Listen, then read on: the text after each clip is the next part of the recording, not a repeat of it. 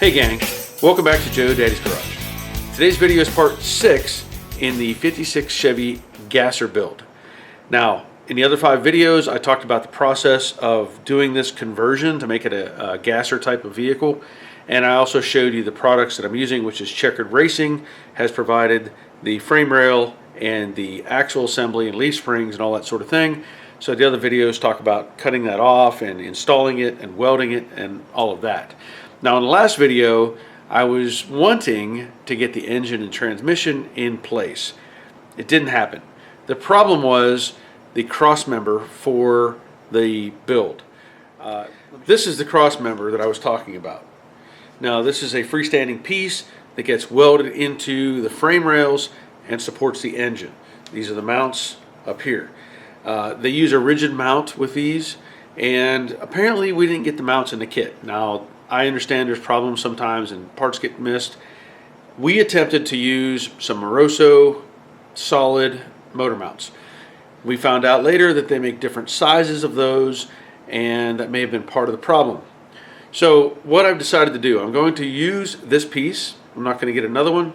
I'm going to use the engine mounts that we bought separately, and I'm going to make this piece fit. And basically what that means is, this was, when I put it in place, it was, if I remember correctly, it was too narrow with the one set of mounts, and it was actually too wide with the other set of mounts. Go figure.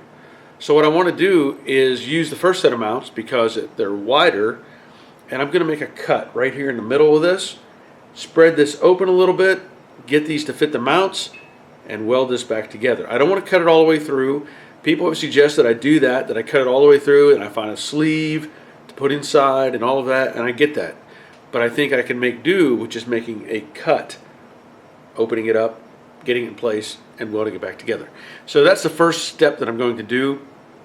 I think I'm going to cut it with a Sawzall rather than my chop saw, because the Sawzall makes a narrower slit and it's less to weld back together.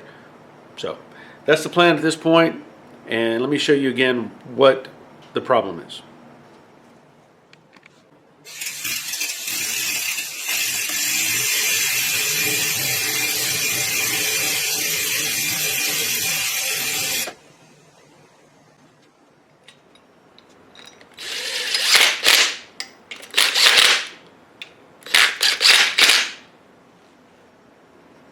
So whenever I try to put this side in, I'm off. I don't know if you can see how much there. That's about half a hole. So if I use the other brackets, it actually ends up being, instead of long like, or short like this, it ends up being long, because the other brackets, this hole is higher. And I can show you that too if you want. Okay, so this is both of the short brackets, and now again it's about half a hole off, but it's too wide. So I'm going to stick with my original plan, use the long brackets, and adjust the crossmember as needed. Okay, that actually took a lot less of an opening than I anticipated, but now I can hook that up, bolt that in. Let me show you just how big the opening actually is, or the cut. So, where am I at here? That's it. That's all it took. Hardly even noticeable as far as changing the shape. So I'll hold this, put it in place, and then weld this back together.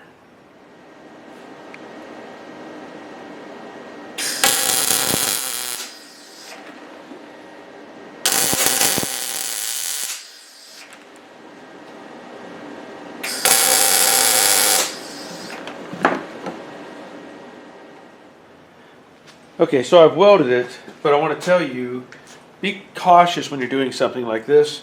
I actually welded it twice. I put in my tack welds, and I was checking to make sure the bolts could go in and out, and it started to bind on me, and I realized I should have flexed it a little bit wider than what I originally planned. So I cut the welds opened a little more. I did not bolt it into the side like I had earlier. And I started tacking, and I kept test fitting with a bolt until I had enough tack welds or weld segments in that I was comfortable with it. At this point, it fits snug. It's not hard to get apart. I'm just letting you know. You have to be careful when you do that because tubing will draw up. But we're good to go now. Okay, now that I'm happy with that cross member, the next step is to get it set into the car and just get the weight on the frame to see what it looks like. Now, I also need to set the transmission cross member in place so that I have an idea where that needs to be located fore and aft. The idea being, whenever I put this in, that I can locate the engine, again, fore and aft, by this valve cover and where it's going to connect to or hit the firewall, let's say, or not hit the firewall. Let's hope it doesn't.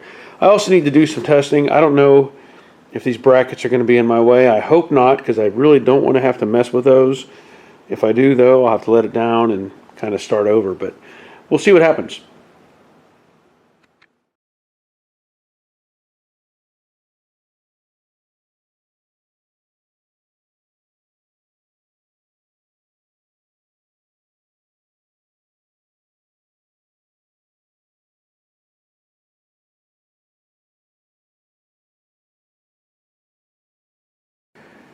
So I'm going to call this a success.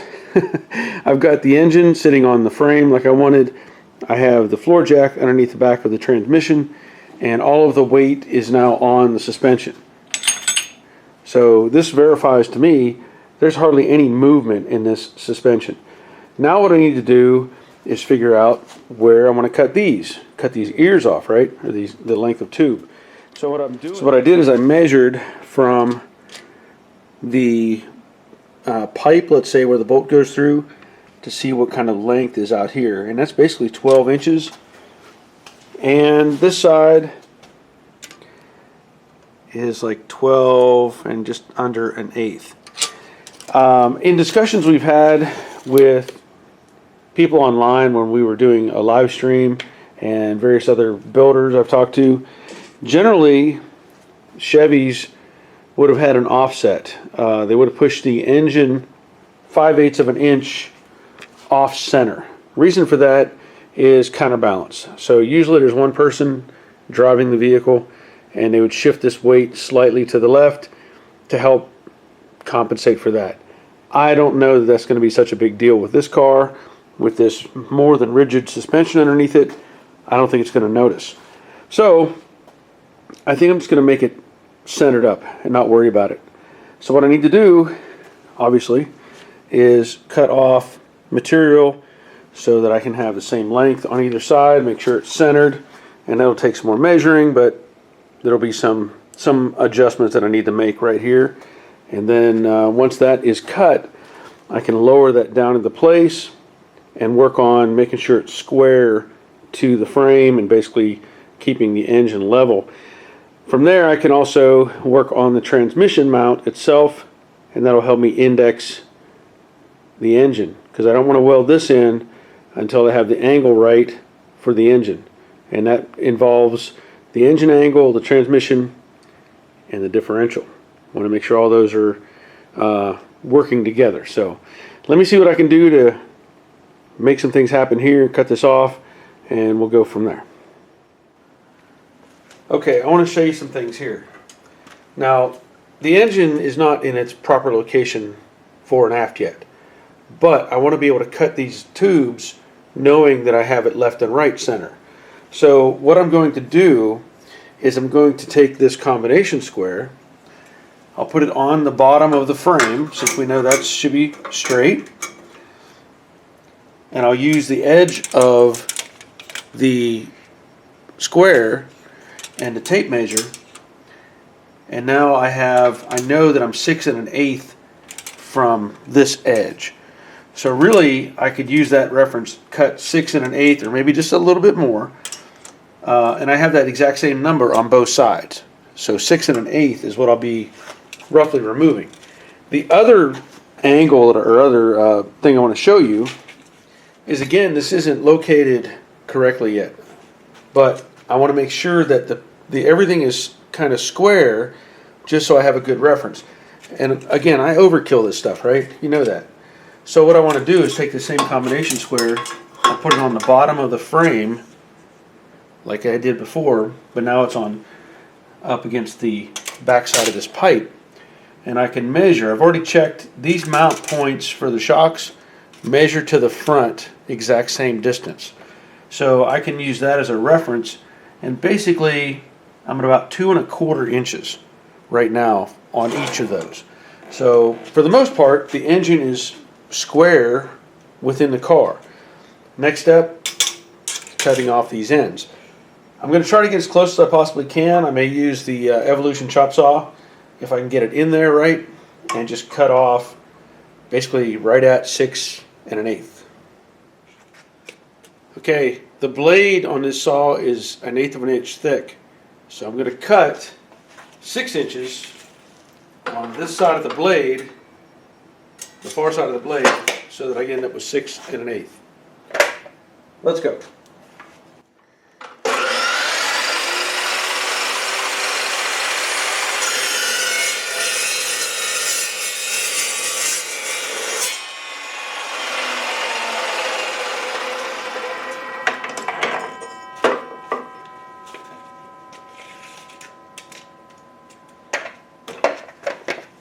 So there's 6 inches cut off.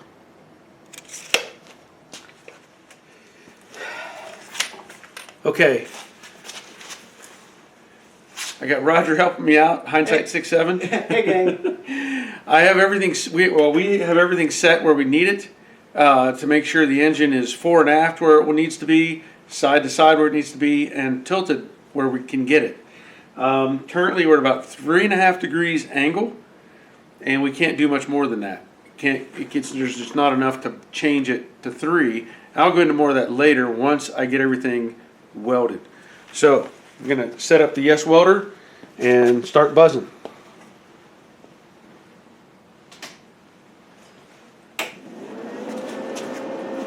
Check.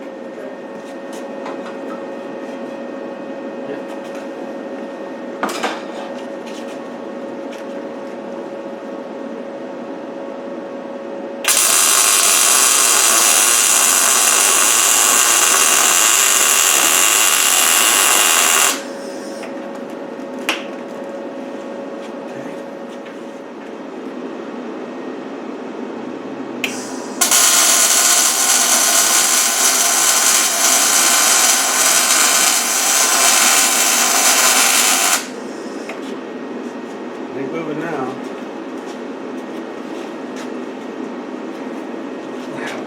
So we'll go with that. Yeah, I'll take that. Check this again. No, we're not moving it.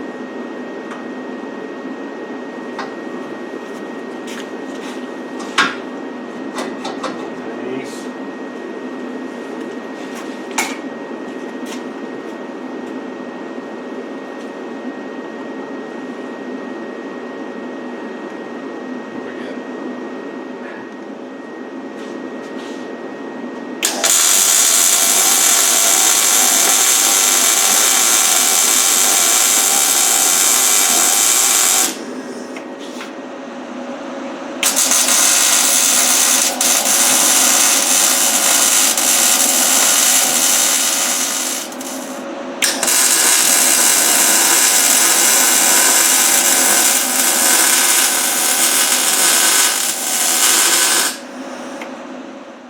Okay, so it's welded in, but I want to show you a few things.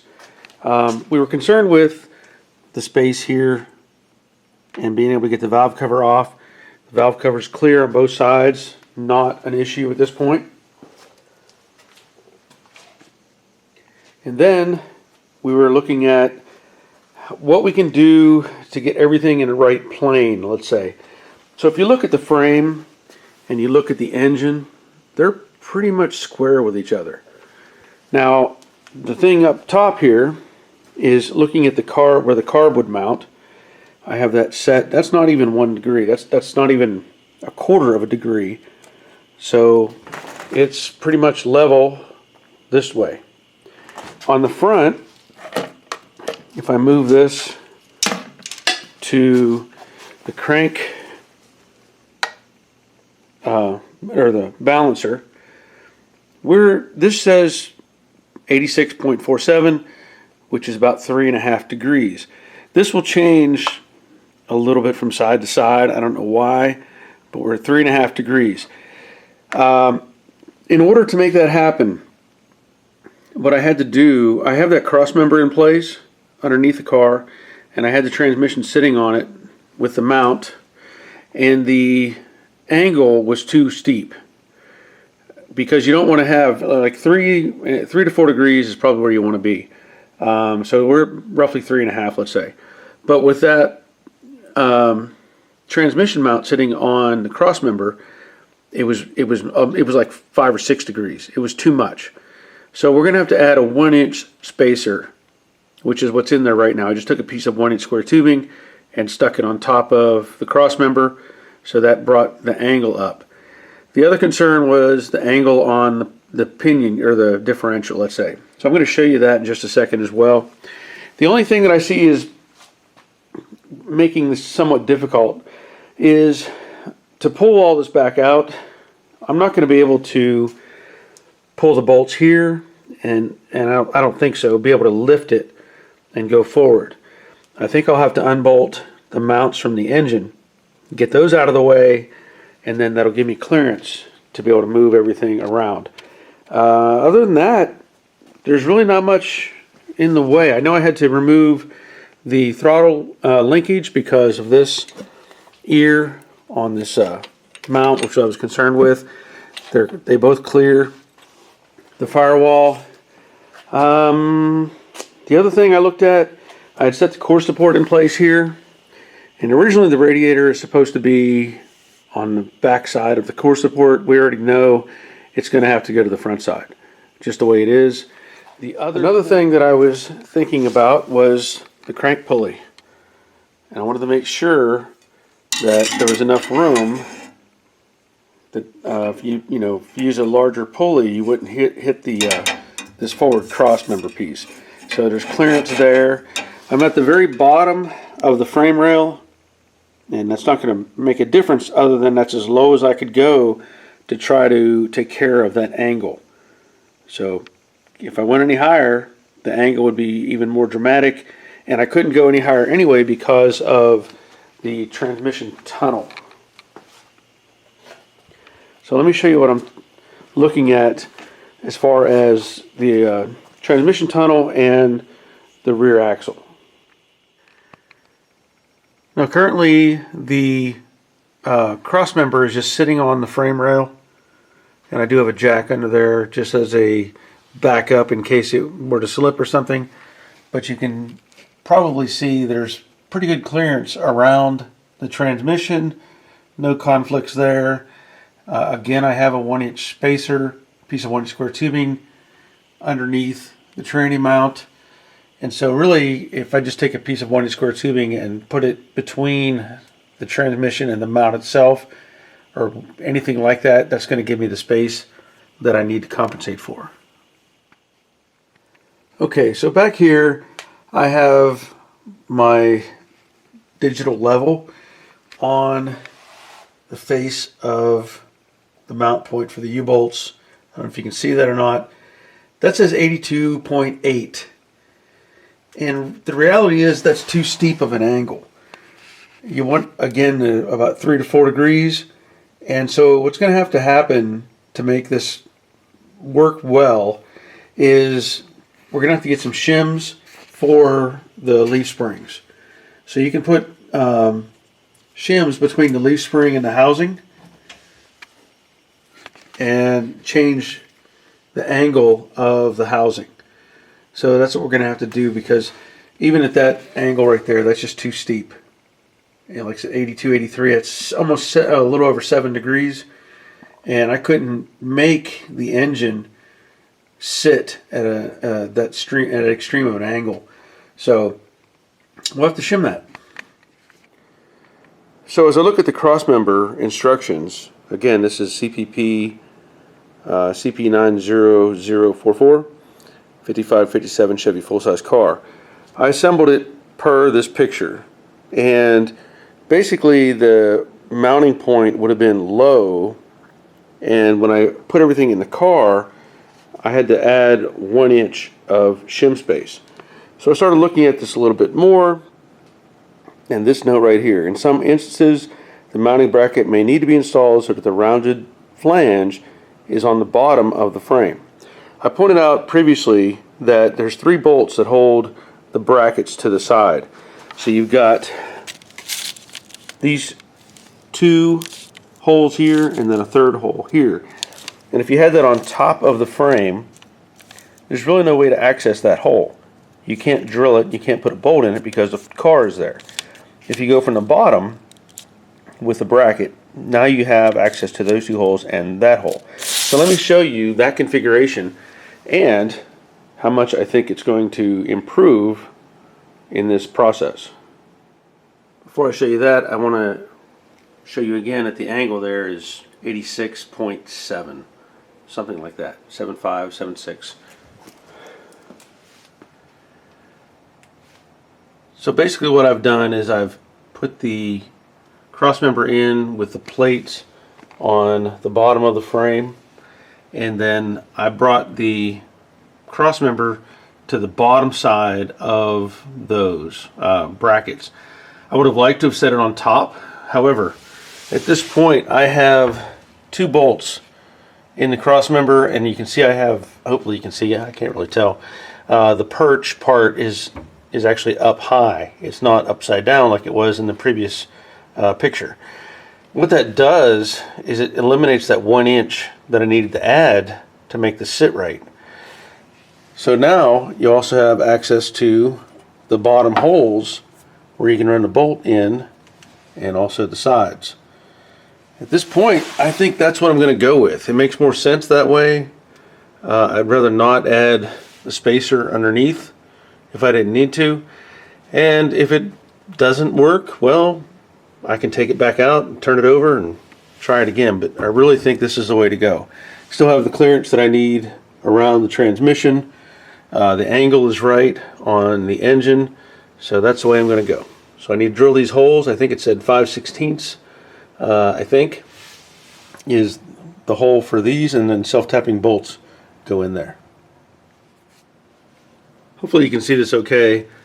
I now have a clamp holding the bracket up against the frame, and it tells you to drill, I think I said with the 5/16. What I'm going to do is drill with, I think it's a 3/16 first. It's just easier to start a smaller hole, and then I'll follow up with the 5/16.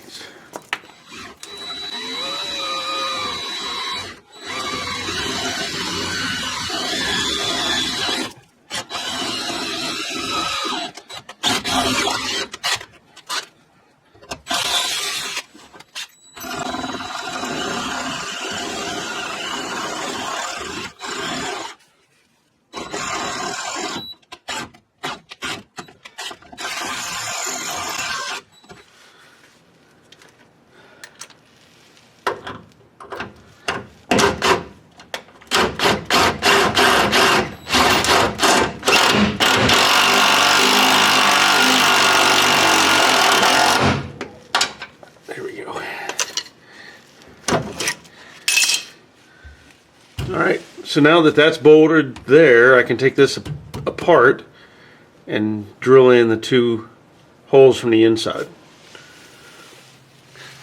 Okay, it's in. It's in. It's supported by the weight of the Crossmember now. The engine mount is holding it in place. So there's no weight anywhere except for what's on the frame itself right now. Nothing on the hoist. And what I ended up doing, once I put in all the bolts, I realized that I could go on top of these angle brackets instead of underneath, and that took care of any kind of shim that I might need. The bolts are tight up against the tranny mount, and it's good to go. Very happy with that. I expected to have to build a shim or something, but Now it's flush. Whew. All right. Thought I'd show you this as well, since it's off the jack. If you can see it or not. I am right now at 86.9 as far as the angle, so that's 3.1. Very, very happy with that. Okay, I'm very happy with how things are fitting at this point. Now, of course, there is still some things I need to do. I want to pull the engine and transmission back out of the car, weld around the cross member, make sure all that, for the engine, make sure all that is welded good and solid. I'll probably add some fillet welds on the edges of the brackets for the transmission cross member, and that's going to take care of it. There's obviously some other things I have to do. I got to paint, different things like that, maybe blend down some more welds on the frame, just detail stuff. The next video, though, I'm going to be working on test fitting the headers, the fender well headers. As you know, they're going to ride in beside or behind the tire. So I need to test fit the headers and locate the steering box. So that might be a little more of a challenge because there's not much to go on.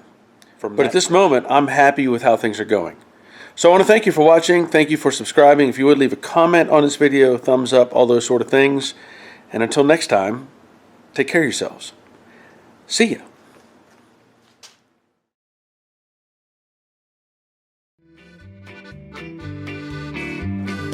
Hey gang, welcome back to Joe Daddy's Garage. Today's video is the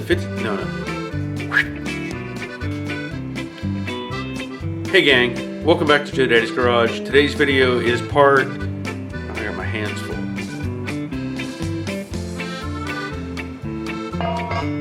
Okay.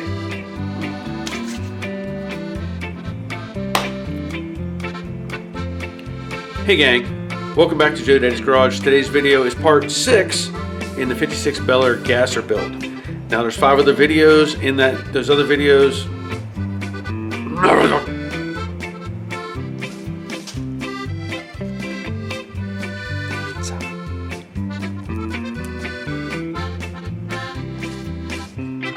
Good stuff.